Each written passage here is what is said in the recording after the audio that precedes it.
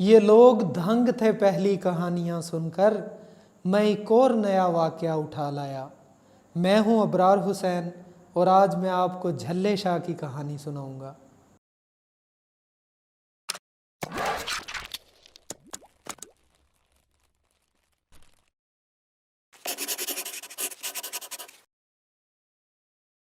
संगे मरमर के बने हुए इस खूबसूरत मकबरे में कोई दफन नहीं है।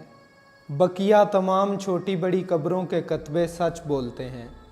सफ़ेद पत्थर वाली ज़्यादातर कब्रें तो मैंने खुद खोदी हैं, और वो कब्रें जिनकी हदबंदियाँ अभी बाकी हैं मेरे बेटों के हाथों की बनी हुई हैं।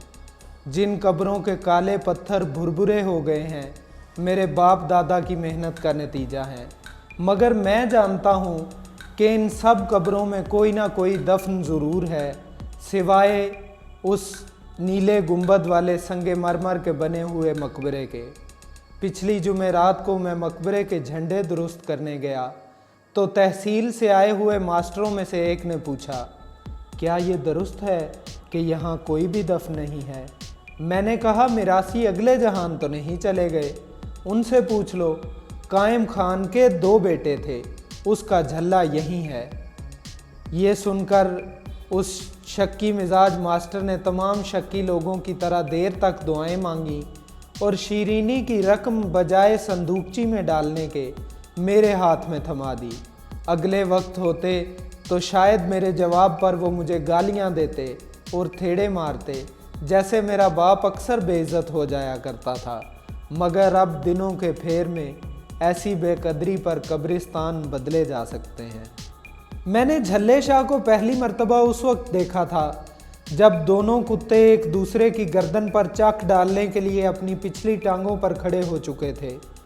मलकों का गैंडे की जसामत वाला कुत्ता खड़ा होने पर मलिक शेरबाज से भी ऊंचा दिखाई दे रहा था। हालांकि मलिक शेरबाज की दोहरे शुमले वाली पगड़ी कमाद की खड़ी फसल में भी नज़र आ जाती थी, लेकिन शहरियों का नेवले के मुंह वाला बुल्टेरिया दाव पेच सीखा हुआ लगता था, जो मलकों के कुत्ते की गद्दी पर पहुंचने की बजाय उसके गले की निचली नर्म खाल पर अपने सलाइयों जैसे दांत गाड़ रहा था। मलिक शेरबाज की पगड़ी अपने बबरू को उछल उछल कर दाद देने के दौरान गिर गई थी और अब उसका कद अपनी डांग से भी छोटा लग रहा था, और उसकी शख्सियत में ऐसी कोई चीज़ नज़र नहीं आ रही थी जिसकी वजह से इलाके के सरकारी अफसर भी उससे अदब से बात किया करते थे। शहरियों ने अपने सुर्ख नाक वाले कुत्ते को ब्रांडी पिलाई थी और ख़ुद विलायती की वो बोतलें खाली करके फेंकी थीं जिनको मेरा बाप कबाड़िए को देकर इतनी रकम ले आता था जिससे उसकी देसी का मटका तैयार हो जाता। जब शहरी कुत्ते ने बबरू के सीने को दबोच कर पलटा मारा तो दोनों घमेरियां खाते हुए शीशम के उस दरख्त के नीचे पहुंच गए जिस पर कायम खान का झल्ला बेटा उल्लू की तरह आंखें लटका कर जानवरों की लड़ाई देख रहा था और हल्ला शेरी की आवाज़ें निकाल रहा था। मुर्गों की लड़ाई भिड़ाई वाले दिन भी झल्ला यूं ही दरख्त पर चढ़ बैठता था और सूरज डूबते सारे जोड़ देखकर ही नीचे उतरता था। झल्ला अब दोनों कुत्तों की हिम्मत बढ़ाता बढ़ाता मलिक शेरबाज के बबरू की हिमायत में चिल्ला रहा था। बबरू बहरहाल उसके इलाके का जानवर था और बचपन से उसकी आवाज़ पर दुम हिलाता आया था, और मलिक शेरबाज ने उसके कान भी इसी से कटवाए थे।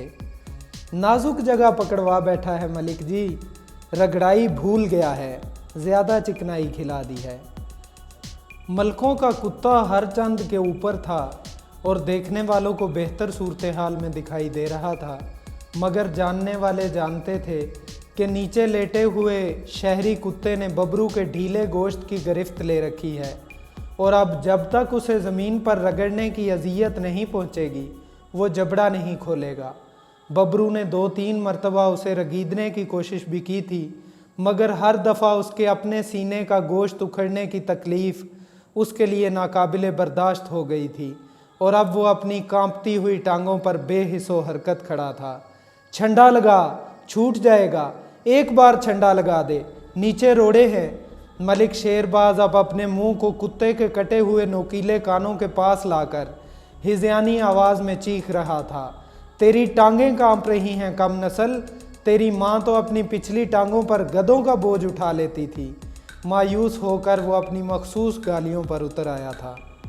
खूनखार जानवर अब भयानक आवाज़ें निकालते, लुढ़कनियाँ खाते, कांटेदार झाड़ियों की हिफाजती दीवार को पामाल करते हुए बेफसले खेत में दाखिल हो गए थे और अब हर तरफ धूल ही धूल थी। बंजर खेत में लोगों की दायरावार उछल कूद से उड़ने वाली धूल, बारिश को तरसी हुई झाड़ियों की अचानक उलट पुलट से पैदा होने वाली धूल और मलक शेरबाज के बेटों की डांगों से उड़ने वाली धूल, क्योंकि वो अपने कुत्ते के नज़दीक बैठे ज़मीन पर लाठियां मार मार कर उसे हिदायत दे रहे थे। लेकिन एक दूसरे को भंभोड़ते हुए जानवर अब धूल नहीं उड़ा रहे थे, क्योंकि उनके जिस्म खून से लुथड़ गए थे और मिट्टी उनके ज़ख्मों से बहने वाले लहू से कीचड़ बन चुकी थी। शीशम के दरख्त से सूखे खेत तक वो दोनों एक दूसरे के ऊपर नीचे होते लुढ़ते गए थे और इस दौरान कई मर्तबा मौका मिलने पर बबरू ने शहरी कुत्ते को इधर उधर से उधेड़ डाला था, मगर बुल्टेरिया ने किसी भी हालत में अपने से कहीं ज़्यादा ताकतवर जानवर के सीने पर मुंह भर के डाली हुई गिरफ्त ढीली नहीं की थी। कायम खान के झल्ले ने बुल्टेरिया को लड़ाई के इस सुनहरी उसूल पर इतनी समझदारी और जीदारी से अमल करता देखकर अब उसके हक में भी नारे लगाने शुरू कर दिए थे। और जब मलिक शेरबाज के बेटों ने कुत्तों के खून से गारा बनी हुई ज़मीन पर लाठियां मारने के साथ साथ नीचे लेटे हुए बुल्टेरिया की नाजुक जगहों को भी कचौके लगाने शुरू कर दिए, तो वो दरख्त से कूदकर उनके सरों पर पहुंच गया। ये बेदीनी का काम है मलिक जी, शहरियों का जानवर अपने इलाके से बाहर लड़ा है, बेइंसाफ़ी ना करो नस्ली जानवर से। अगर ये कोई और कहता तो मलिक शेरबाज अपनी डांग का लोहे वाला सिरा उसके मुंह पर मारकर उसके सारे दांत तोड़ देता, मगर वो जानता था कि झल्ला और कमकला कहलाने के बावजूद वो कायम खान का बेटा है, जो अपनी फसल में घुस आने वाले मवेशियों को गोली मार देता था और लोगों को भी इजाज़त देता था कि उसके जो मवेशी उनकी फसल का नुकसान करें उन्हें मौके पर गोली मार दें। डंगर फाटक में देने का मतलब घर का मामला सरकार के हवाले करना है, वो अक्सर कहा करता था। उसने अपने एक मज़ारे को सिर्फ इस बात पर गला दुबा कर अधमुआ कर दिया था कि उसने खड़ी फसल में घुस आने वाली बकरी को बजाय गोली मारने के ज़िबा करके खा लिया था और फिर उसके सीने पर खड़ा होकर कहा था कि बेउसूला आदमी जिना भी कर सकता है। कायम खान तो मुद्दत हुई गुजर चुका था, मगर मलिक शेरबाज उसके बड़े बेटे दाइम खान से भी आशनाई रखता था, जिसका कौल इलाके भर में मशहूर था कि अगर मैं बे औलाद ना होता तो नहरी महकमे के अफसरों को कत्ल कर चुका होता। सब जानते थे कि उसने अपनी बीवी की टांग पर चक्की का पाट मारकर उसे इस बात पर लंगड़ा कर दिया था कि उसने उसके झल्ले भाई के हिस्से में आई हुई हवेली को पागल खाना कह दिया था। वो अपने अनोखी आदतों वाले भाई को प्यार से साईं जी कहा करता था और इलाके का कोई मोतबर से मोतबर आदमी भी उसके सामने उसके भाई को झल्ला नहीं कह सकता था। वो बेअक्ली हरकतें अपने लिए करता है, किसी को तो कुछ नहीं कहता ना, दाइम खान अक्सर कहा करता था। अब झल्ला खून के छींटे उड़ाते कुत्तों के साथ लेट गया था और शहरियों के बुल्टेरिया को दलेरियां दे रहा था। तू जानता है कि पकड़ बस एक जगह पर हो और ख़ास जगह पर हो तो जड़ें काट देती है, तू समझदार है। उसने मलिक शेरबाज के छोटे बेटे को कैंची डालकर अपने साथ ज़मीन पर दे पटका, जो अब निचले कुत्ते की टांगें पकड़कर उसे नोकीले पत्थरों की तरफ घसीट रहा था। इस तरह ना कर, तुझे मलकानी के दूध की कसम, इस तरह ना कर, वहाँ इसकी खाल उधड़ जाएगी, नस्ली हैवान है, अपने इलाके से बाहर लड़ा है, इस तरह ना कर। मगर जब मलिक के बेटे एक दूसरे से पैवस्त कुत्तों को नाजायज़ जगह पर ले गए तो वो एक झटके से उठ खड़ा हुआ और शहर से आने वालों के सामने भंगड़े के अंदाज में झूमने लगा। तुम फिक्र ना करो, तुम्हारा जानवर समझदार है, उसूल जानता है, रोड़ों पर भी पकड़ ढीली नहीं करेगा। मलिक शेरबाज के नौकर اب بے جان ہوتے ہوئے کتوں کا رخ نہر کی کنڈیالی زمین کی طرف موڑ چکے تھے۔ بلٹیریا کی کمر نوکیلے پتھروں اور لوہے کی میخوں جیسے کانٹوں سے مسلسل چھلنی ہو رہی تھی، اور ملک شیر باز اب کھل کھلا کر اس کی نازک جگہوں پر اپنی ڈانگ کے نوکیلے سرے سے چوٹیں لگا رہا تھا، مگر اس کا جبڑا ایک بار بھی نہیں کپکپایا۔ اس کی گرفت بدستور قائم تھی۔ شہر سے آنے والے جانتے تھے کہ تمام زیادتیوں کے باوجود کچھ ہی دیر میں ان کا کتا ملک شیر باز کے کتے کا سینہ اکھاڑ پھینکے گا اور اسے ہمیشہ کے لیے معذور کر دے گا۔ گاؤں کی فضا اچانک انتہائی کشیدہ ہو گئی تھی۔ صحنوں کی دیواروں سے رنگ برنگے دوپٹوں میں لپٹے سر ابھر آئے تھے۔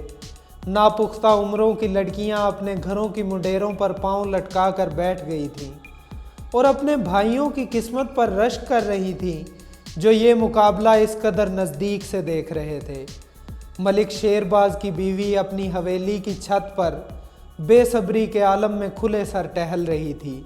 سارا گاؤں جانتا تھا کہ ببرو کی ماں ملکانی کے مرحوم باپ کی کتیا تھی، اور ملکانی اسے اپنے میکے سے اس وقت لائی تھی جب اسے ماں کے پیٹ سے نکلے اتنا وقت بھی نہیں گزرا تھا کہ اس کی آنکھیں کھل سکیں، اس لیے کہ ملکانی کو اپنے گھر جانے کی اجازت ہی اس شرط پر ملی تھی کہ چاہے ہاتھ ڈال کر نکالنا پڑے، پہلا نر لے آنا۔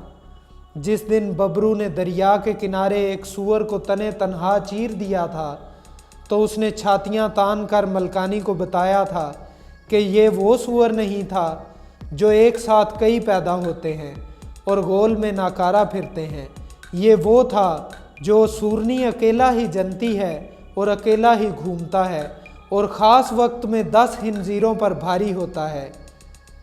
ملکانی کو فخر تھا کہ وہ شکاری کی بیٹی تھی اور جانوروں کی گہری پہچان رکھتی تھی، مگر آج اسے مسلسل خبریں مل رہی تھیں کہ شہریوں کا نیولے کے منہ والا کتا ببرو کے سینے میں اپنے دانت اتار کر الٹا لیٹ گیا ہے اور ان کا کتا ناتوانی سے ڈھہنے والا ہے۔ ہنگامے کے مرکز میں صورتحال واضح ہو چکی تھی۔ ببرو کا سینہ اکھڑنا شروع ہو گیا تھا۔ ہر چند کے دونوں جانور خون میں اس طرح لتھڑ چکے تھے کہ پہلی نظر میں یہ اندازہ لگانا مشکل تھا کہ کون بھاری پڑ رہا ہے، مگر پرانے شوقین جانتے تھے کہ ملک شیر باز کا کتا خون کی کمی کے باعث بے دم ہو چکا ہے اور کچھ ہی دیر میں اس کا سینہ گوشت کے ایک بڑے لوتھڑے کی شکل میں باہر آنے والا ہے۔ لڑائی کے آخری مرحلے میں وہی ہوا جس کا شہریوں کو ڈر تھا اور جس سے ان کے چہرے فتح مندی کے احساس کے باوجود زرد پڑ چکے تھے۔ ملک شیر باز نے اپنے کلہاڑی بردار نوکر کو اشارہ کیا اور فضا میں موت کا سکوت طاری ہو گیا۔ جنونی آوازوں اور گرد و غبار میں اٹے ہوئے لوگ یوں دم بخود کھڑے تھے جیسے گرمیوں کی حبس زدہ سپہروں میں قبرستان کے درخت ہوں۔ قائم خان کے جھلے نے ملک شیر باز کی ماں کے دودھ میں خرابی کا راز مجمع پر بآواز بلند ظاہر کیا اور کسی پاگل کے اندر آ جانے والی پراسرار وحشی طاقت سے کام لیتے ہوئے ایک دوسرے سے نتھی کتوں کو نہر کی طرف دھکیلنا شروع کر دیا۔ خوفناک جسامت والے جانور جو ایک دوسرے سے گتھے ہوئے تھے جھلے شاہ کے دھکوں سے نہر میں جا گرے۔ یخ پانی میں غوطہ کھاتے ہی دونوں دہکتے ہوئے انگاروں کی طرح ایک سسکی کے ساتھ سرد ہو گئے اور پانی کی سطح سے منہ نکال کر مختلف سمتوں میں تیرنے لگے۔ لوگ بدستور گرمیوں کی حبس زدہ سپہروں والے درخت بنے ہوئے تھے۔ کوئی سوچ بھی نہیں سکتا تھا کہ مقابلہ اتنی آسانی سے سب کی خواہش کے عین مطابق برابری پر چھوٹ جائے گا۔ جھگڑے کی کوئی بات نہیں رہی تھی۔ زندگی میں دوسری مرتبہ میں نے جھلے شاہ کو اس وقت دیکھا تھا جب رانگڑوں کی شادی میں نمبردار نے اپنے چھرے سے میراسی کے ڈھول کا چمڑا چیر دیا تھا اور میراسی کا منہ اور ڈھول کا چمڑا ایک ہی جتنا اور ایک ہی طرح سے کھل گیا تھا۔ شادی چاہے مغلوں کی ہو چاہے راجپوتوں کی، علاقے میں ناچ گانا نہیں ہوگا، یہ ہمارے بزرگوں کا فیصلہ ہے۔ تم ہمارے علاقے کی لڑکی بیاہ سکتے ہو مگر دوسری عورتوں میں بگاڑ مت کرو۔ تمہارے میراسی شجرہ بولیں مگر شعر میں انہیں نہیں پڑھنے دوں گا۔ तमाम बारातियों के चेहरे कब्रों के चिरागों की तरह भड़कने और मान पड़ने लगे। राना खुदा बख्श नंबरदार की थोड़ी पकड़ कर ललचाने लगा। खता मेरी है चौधरी, मैंने इन्हें यहाँ का दस्तूर नहीं बताया था। अब तू ही दरगुजर कर। राजपूत बच्चे हैं, अपने कमियों की तौहीन भी बर्दाश्त नहीं करेंगे। और दूल्हे के बाप ने वाकई अपनी कुर्सी को लात मारकर उल्टा दिया। यहाँ के लोग अपनी बेटियाँ रवाना करना नहीं जानते। और तमाम बाराती अपनी खाटों से यूं खड़े हो गए जैसे दुनिया का आखिरी दिन आ लगा हो और उठ खड़े होने के अलावा कोई चारा न रहा हो। अगर ये अपने मिरासी का मुंह बंद होने पर तेरी बेटी से इनकारी हो जाए तो इन्हें मत रोक, तू भी राजपूत है। नंबरदार ने अभी तक वो छुरा अपने हाथ से नहीं रखा था जिससे उसने मिरासी के ढोल का चमड़ा चीरा था। कायम खान का झल्ला आज सुबह से शादी वाले घर के कुत्ते की हालत पर कहकहे लगा रहा था। कुत्ते के लिए आज आम दिनों से हटकर महसूस करना मुमकिन नहीं था और इसी एहसास के हाथों वो इंतहाई मज़ाहिया सूरत हाल का शिकार हो गया था। आज उसे अजनबियों से आम दिनों जैसा सलूक करने पर सुबह से फटकार पड़ रही थी।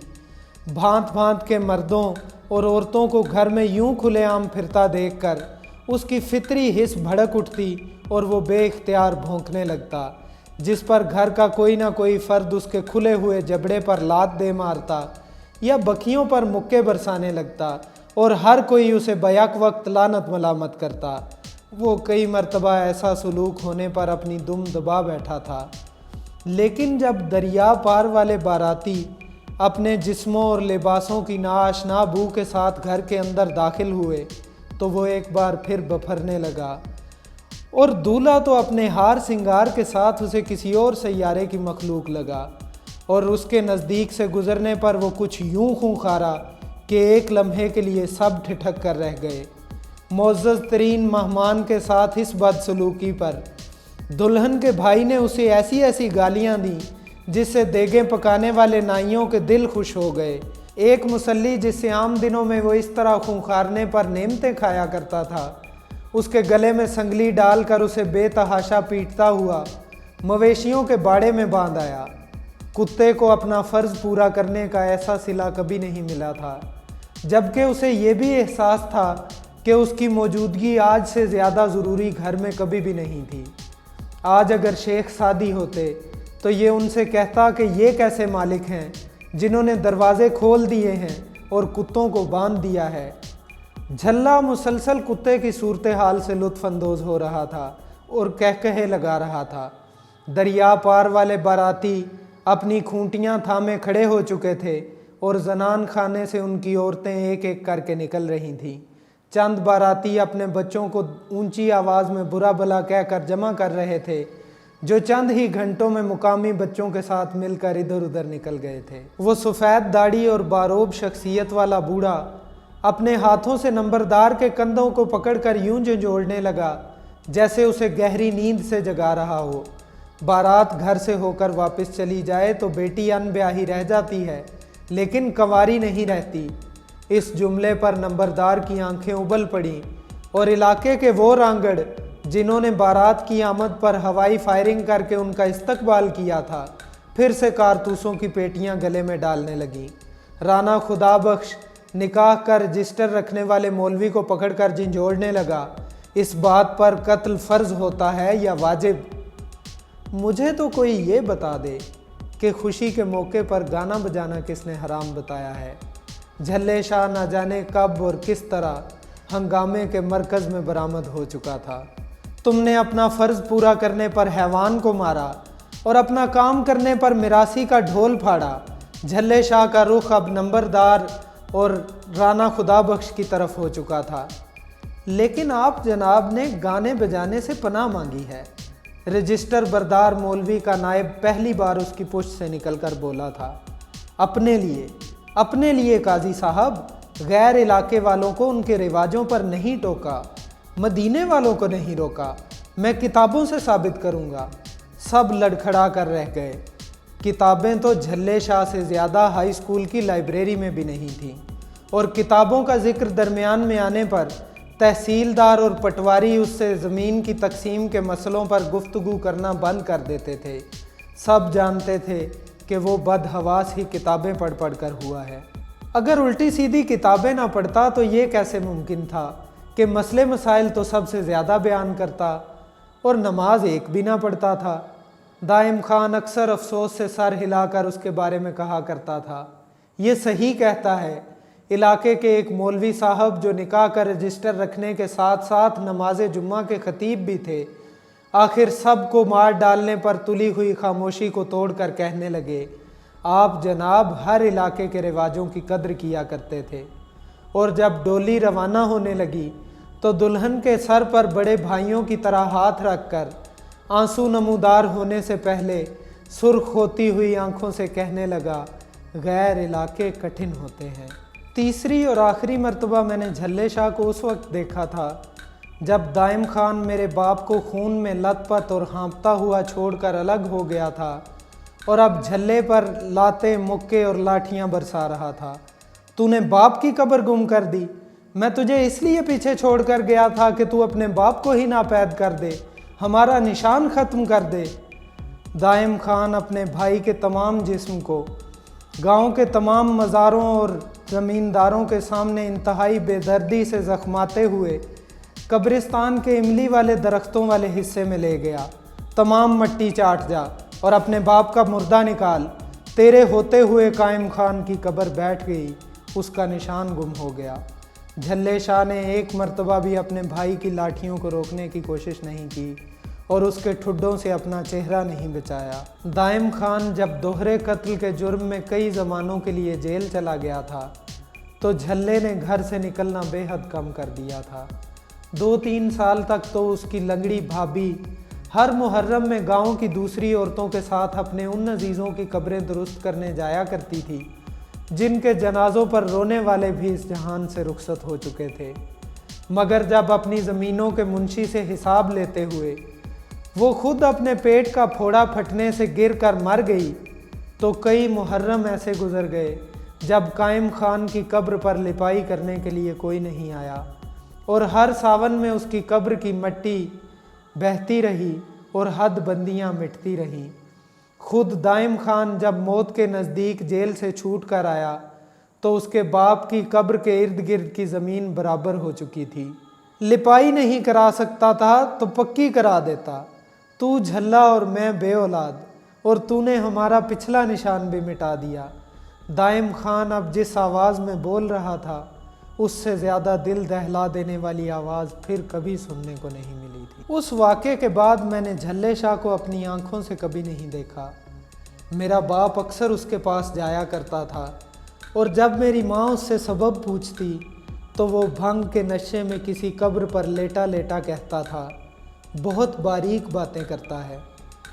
جیٹھ ہاڑ کی ایک طوفانی رات میں میرا باپ کیچڑ سے لت پت گھر آیا، گینتیاں بیلچے میرے کندھوں پر سوار کیں اور قبرستان کے املی والے درختوں کی طرف روانہ ہو گیا جہاں دوسری چھوٹی ذاتوں کے لوگ پہلے سے ہمارا انتظار کر رہے تھے۔